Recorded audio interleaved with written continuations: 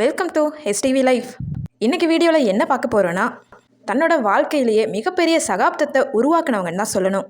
அது மட்டும் இல்லாமல் தன்னோட பிறப்பு எவ்வளவு கடினமானாலும் தனக்கு பிடிச்ச துறையை தேர்ந்தெடுத்து யாராலையுமே செலக்ட் பண்ண முடியாத, செலக்ட் பண்ண தைரியம் இல்லாத ரோலை செலக்ட் பண்ணி அதில் நடித்து என்னதான் கிளாமர் ரோலில் பிரபலம் ஆனாலும் தன்னால் மற்ற கதாபாத்திரத்தையுமே சிறப்பாக நடிக்க முடியும்னு சொல்லி திறமையாக நடித்து காமிச்சு யாராலையுமே எதிர்பார்க்க முடியாத அளவுக்கு, அதாவது தன்னோட 35 வயசுலேயே 450 படத்துக்கு மேலே நடித்து இந்தியாவிலேயே பல மொழிகளில் ஃபேமஸ் ஆகி தன்னோட வாழ்க்கையே மாற்றிக்கொண்டு ஒருத்தரை நம்பின காரணத்தினால மட்டுமே தன்னோட பணத்தை இழந்து, நிம்மதியை இழந்து, ஆல்கஹாலில் மூழ்கி இப்போ வரைக்கும் அவங்க எப்படி இறந்தாங்கன்றது கொஷின் மார்க்காக தான் இருக்குது. அப்படி என்னதான் நடந்திருக்கும், அவங்களுடைய பிறப்புல இருந்து இறப்பு வரைக்கும் என்ன கதைங்கிறத இந்த வீடியோவில் பார்க்கலாம். அதுக்கு முன்னாடி இந்த சேனலை ஃபர்ஸ்ட் டைம் விசிட் பண்ணுறீங்கன்னா மறக்காம ஒரு லைக் போட்டு சப்ஸ்கிரைப் பண்ணிக்கோங்க. வாங்க வீடியோக்குள்ள போகலாம். சில்க் ஸ்மிதா 1960வது வருஷம் டிசம்பர் மாதம் 2ஆம் தேதி பிறந்திருக்காங்க. சில்க் ஸ்மிதா அவர்கள் பிறந்த இடம் என்னன்னு பார்த்தோன்னா, இந்தியாவில் ஆந்திராவில் உள்ள ஏலூரில் பிறந்திருக்காங்க. ஆனால் சில்க் ஸ்மிதாவோட பூர்வீக ஊருங்கிறது தமிழ்நாட்டில் உள்ள கரூர் தானாம். சில்க் ஸ்மிதாவோட அப்பாவோட பேரு வட்லப்பட்டி ரமலு, அம்மாவோட பேரு சரசம்மா. சில்க் ஸ்மிதாவோட உண்மையான பேரு சுமிதா கிடையாது. அவங்களுக்கு அம்மா அப்பா வச்ச பேரு விஜயலட்சுமி. சில்க் ஸ்மிதா பிறந்ததுலேயே ரிச் கிடையாது. அவங்க ரொம்ப கஷ்டமான குடும்பத்தில் தான் பிறந்திருக்காங்க. அது மட்டும் இல்லாமல் தன்னோட படிப்பை கண்டினியூ பண்ணா குடும்பத்தில் ஃபினான்ஸ் வைஸ் எந்த ஒரு சப்போர்ட்டும் கிடைக்காதுங்கிற காரணத்தினால சின்ன வயசுலேயே வேலைக்கு போக ஆரம்பிச்சிட்டாங்க. 4வது வகுப்போட நிறுத்திக்கிட்ட சில்க் ஸ்மிதா தான் வயசுக்கு ஏற்ற மாதிரி என்ன வேலை கிடைக்குமோ அந்த வேலை பார்த்துக்கிட்டு தன்னோட குடும்பத்துக்காக உதவியும் செஞ்சுக்கிட்டு வந்தாங்க. அதை தொடர்ந்து கொஞ்சம் கொஞ்சமாக வளர ஆரம்பிக்கிறாங்க.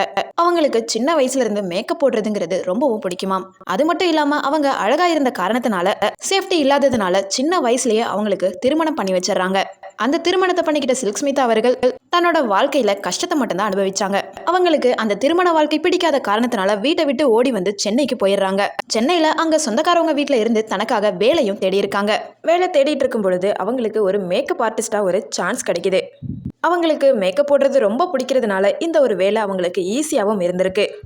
ஆனால் அவங்களோட டார்கெட் என்னன்னா, நம்ம எப்படியாவது ஒரு நடிகை ஆயிடணுங்கிறது மட்டும்தான். அதை தொடர்ந்து அவங்களுக்கு ஏற்ற மாதிரி கிடைக்கிற சின்ன சின்ன ரோல்ஸையுமே பண்ணிக்கிட்டு வந்திருக்காங்க. ஆனால் இப்போ வரைக்குமே விஜயலட்சுமிங்கிற நேமில் தான் தன்னோட வேலையை பார்த்துக்கிட்டு இருந்தாங்க. முதலாக தமிழ் திரைப்பட நடிகரான வினு சக்கரவர்த்தி அவங்களால வண்டி சக்கரம்ங்கிற படத்தில் அவங்களுக்கு ஒரு சான்ஸ் கிடைக்கிது. அதில் ஒரு பாரில் வேலை செய்கிற பொண்ணாகவும் அவங்க ஒரு கேரக்டராக நடிக்கிறாங்க. ஆனால் அந்த படத்தில் விஜயலட்சுமின்னு இன்ட்ரடக்ஷன் கொடுக்காம சுமிதான்னு சொல்லி கொடுத்துருக்காங்க. அந்த படத்தில் கேரக்டரோட நேம் சில்க்குங்கிற நேம் தான்.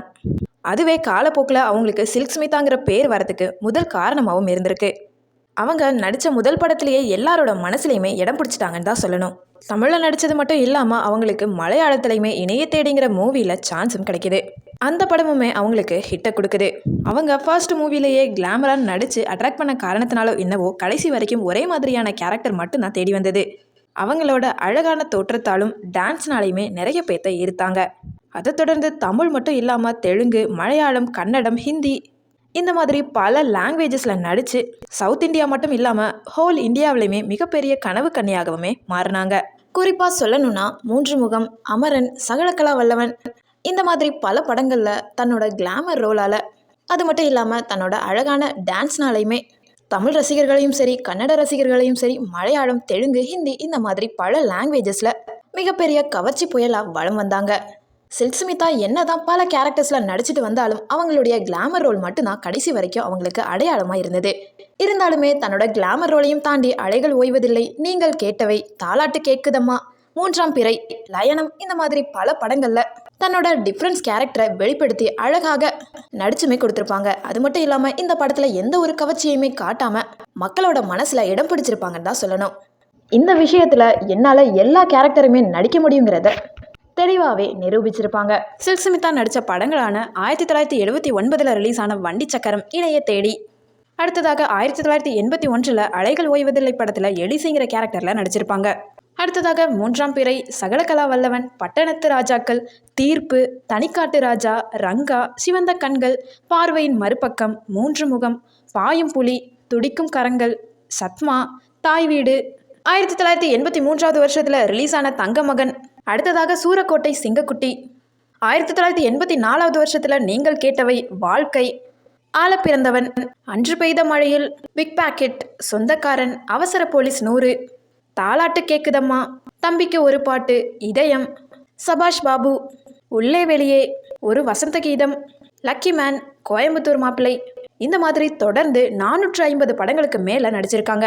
சில்க் ஸ்மிதா அவர்கள் 1980s எவ்வளவு ஃபேமஸா இருந்தாங்கன்னா அவங்க டான்ஸ் இல்லாத படமே கிடையாதுன்னு தான் சொல்லணும். அது மட்டும் இல்லாமல் ஒரு ஹீரோயின் மொத்த மூவிக்கும் ஒரு சேலரி வாங்குறாங்கன்னா அதே அமௌண்ட்டை சிங்கிள் சாங்க்காக வாங்குவாங்க. இந்த வகையில் அவங்களுக்கு அமௌண்ட்டுங்கிறது நிறைய சேருது, சொத்துக்கள் நிறைய சேருது. ஆனால் தெரிஞ்ச ஒருத்தரோட நம்பிக்கை காரணமாக தன்னோட சொத்தை அடமான வச்சு ஒரு மூவி ப்ரொடியூஸ் பண்ணதாகவும் சொல்லப்படுது.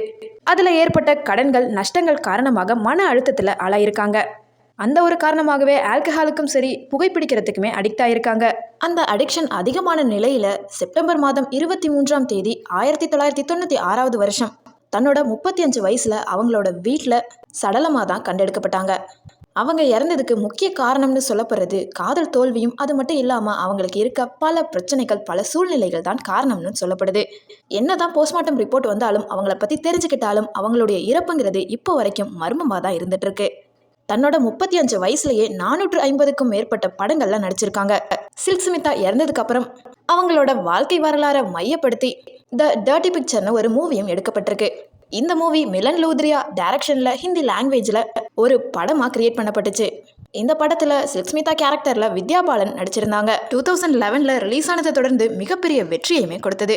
அந்த பட வெற்றியோட தமிழ், தெலுங்கு, மலையாளம், கன்னடம்னு பல மொழிகளில் மொழிபெயர்ப்பும் பண்ணப்பட்டு பல லாங்குவேஜஸில் வெற்றியுமே கொடுத்தது. சில்க் ஸ்மிதா என்று அழைக்கப்படக்கூடிய விஜயலட்சுமி அவர்கள் தன்னோட வாழ்க்கையில் அதிகமாக கஷ்டப்பட்டு வீட்டில் எந்த ஒரு சப்போர்ட்டுமே இல்லாமல் பிடிக்காத கணவர்கிட்ட இருந்து தப்பிச்சு தன்னோட ப்ரொஃபஷனலில் சாதிச்சு அங்கே ஒரு காதல் ஏற்பட்ட காரணத்தினால பல ஏமாற்றங்களோட எவ்வளவுதான் பணம் இருந்தாலும் கடைசியில் ரொம்ப கஷ்டப்பட்டு இறந்துருக்காங்க. பல மன உளைச்சலுக்கு ஆளானாலுமே அவங்களோட மரணத்தில் என்னதான் மர்மம் இருந்தாலுமே இன்னைக்கு வரைக்கும் திரைப்பட உலகத்துல ஒரு அழியாத சுவடா தான் இருந்துட்டு இருக்காங்க. இந்த ஒரு விஷயம் யாராலையுமே மறுக்க முடியாது. இந்த வீடியோ ஏதோ ஒரு வகையில உங்களை யோசிக்க வச்சிருக்கோன்னு நினைக்கிறேன். இந்த வீடியோ உங்களுக்கு பிடிச்சிருந்துச்சுன்னா லைக் பண்ணுங்க, ஷேர் பண்ணுங்க. சில்க் ஸ்மிதா வாழ்க்கையை பத்தி நீங்க என்ன நினைக்கிறீங்கன்றதையும் என்னோட கமெண்ட்ல சொல்லுங்க. மறக்காம என்னோட சேனலை சப்ஸ்கிரைப் பண்ணாம பார்த்துக்கிட்டு இருந்தீங்கன்னா ப்ளீஸ் சப்ஸ்கிரைப் பண்ணிக்கோங்க. தேங்க்யூ ஸோ மச் ஃபார் வாட்சிங்.